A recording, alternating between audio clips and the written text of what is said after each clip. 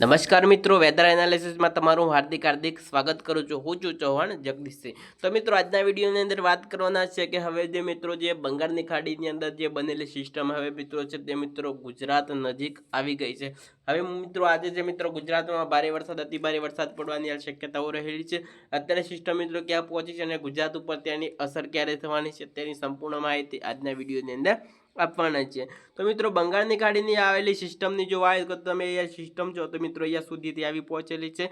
કારણ કે મિત્રો મુંબઈ, નાસિક અને જે મિત્રો જે દરિયાકાંઠાનો જે વિસ્તાર છે, જે સૌરાષ્ટ્ર જે લગતા જે વિસ્તારો છે ત્યાં મિત્રો અત્યારે સિસ્ટમ છે તે આવી પહોંચી છે. તમે જોશો તો આ બધા વિસ્તારોની અંદર ખૂબ ભારે વરસાદ છે તે પડી રહ્યો છે.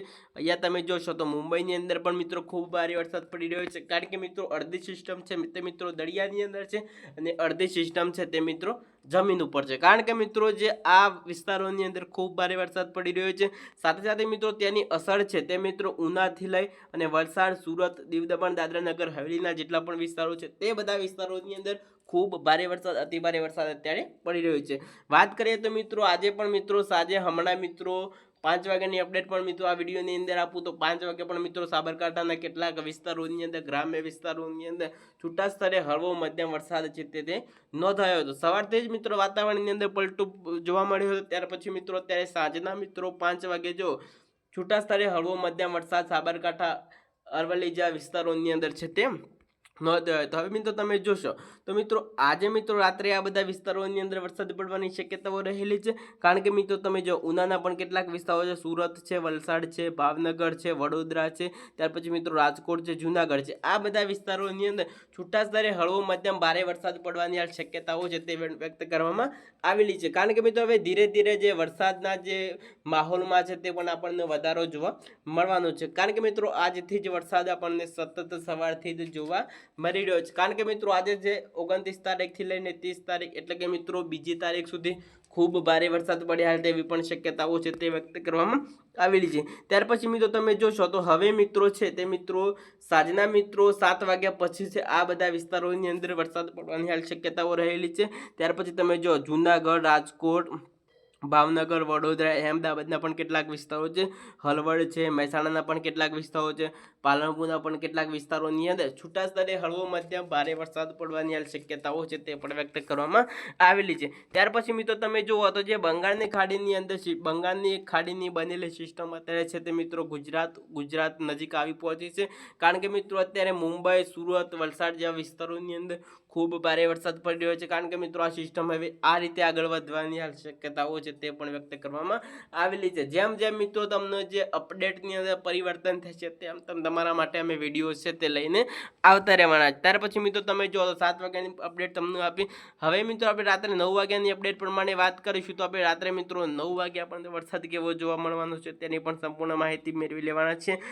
અહીંયા તમે જોવા મિત્રો રાત્રે મિત્રો 7 વાગ્યાથી લઈ અને 9 વાગ્યા સુધી આ બધા વિસ્તારોની અંદર વરસાદ આપણને સતત જોવા મળવાનો છે. અમરેલી, ગોંડલ, જસદણ, રાજકોટ, ચોટીલા, બોટાદ, ત્યાર પછી મિત્રો ભાવનગર, ખંભાત, વડોદરા, ત્યાર પછી મિત્રો ઔરંગાબાદના કેટલાક વિસ્તારો, સુરત અને ભરૂચ, આ બધા વિસ્તારોની અંદર રાત્રે મિત્રો 7 વાગ્યાથી લઈ રાત્રે 9 વાગ્યા સુધી સતત વરસાદ આપણને જોવા મળી શકે છે. અને કેટલાક વિસ્તારોની અંદર વાતાવરણની અંદર પણ મિત્રો ખૂબ ભારે પલટો છે તે આપણને જોવા મળી શકે છે. અને કેટલાક વિસ્તારોની અંદર અતિ ભારે વરસાદ પડવાની હાલ શક્યતાઓ છે તે રહેલી છે. હવે મિત્રો ગઈકાલે મિત્રો પણ ખૂબ ભારે વરસાદ પડવાનો છે. કારણ કે મિત્રો આજે છે મિત્રો 29 તારીખ બરોબર. કાલે મિત્રો 30 તારીખ ઘણા વિસ્તારોની અંદર વરસાદની શક્યતાઓ છે તે રહેલી છે. ત્યાર પછી તમે જુઓ તો આ બધા વિસ્તારોની અંદર પણ વરસાદ પડશે. કારણ કે મિત્રો બધા કયા વિસ્તારો છે એ તમે મોરબી છે, સુરેન્દ્રનગર છે, કુડા છે, વિરમગામ, અહેમદાબાદ, ધોલકા, ત્યાર પછી મિત્રો મહેસાણાના પણ કેટલાક વિસ્તારો છે, સાબરકાંઠાના કેટલાક વિસ્તારો છે. સાબરકાંઠાના બધા વિસ્તારો નથી, સાબરકાંઠાના અમુક જ વિસ્તારોની અંદર છૂટા સ્તરે હળવો મધ્યમ વરસાદ પડવાની શક્યતાઓ છે તે વ્યક્ત કરવામાં આવેલી છે. હવે મિત્રો જે પાકિસ્તાન બોર્ડર લગતા જે વિસ્તારો છે તે આપણને વરસાદ કેવો જોવા મળવાનો છે તેની પણ સંપૂર્ણ માહિતી મેળવી લેવાના છે. તો તમે જો અહીંયા જે બોર્ડર લગતા જે વિસ્તારો છે તે અહીંયા તમે જો નલિયા છે, ગાંધીધામ છે, ખાવડા છે, સુઈગામ છે, આ બધા વિસ્તારોની અંદર કોઈ અત્યારે વરસાદી શક્યતાઓ છે તે નથી રહી.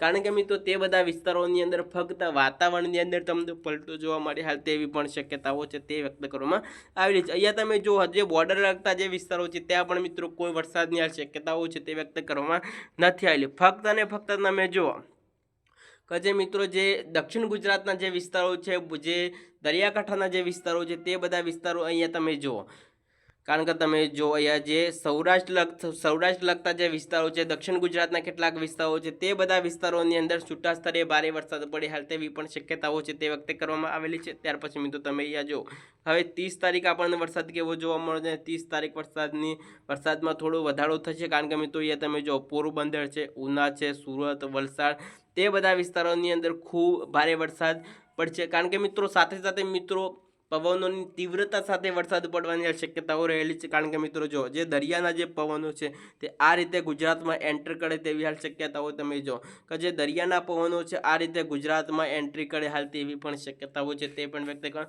સાથે સાથે મિત્રો પવનોની તીવ્રતા સાથે વીજળીના કડાકા ભડાકા સાથે વરસાદ પડશે તેવી હાલ શક્યતાઓ વિંડી છે તે વ્યક્ત કરી રહી છે। ત્યાર પછી મિત્રો આજના વિડીયોની અંદર બસ આટલું જ। ફરી મળીશું આપણે નવા વિડીયોમાં નવા એક સરસ ટોપિક સાથે। અમારો વિડીયો તમને કેવો લાગ્યો, સરસ લાગ્યો હોય તો સરસ મજાની કોમેન્ટ કરી દેજો, લાઇકનું બટન દબાવવાનું ના ભૂલતા। તો ચાલો મિત્રો આપણે બીજા વિડીયોની અંદર ફરી મુલાકાત કરીશું। રજા આપશો, વંદે માતરમ।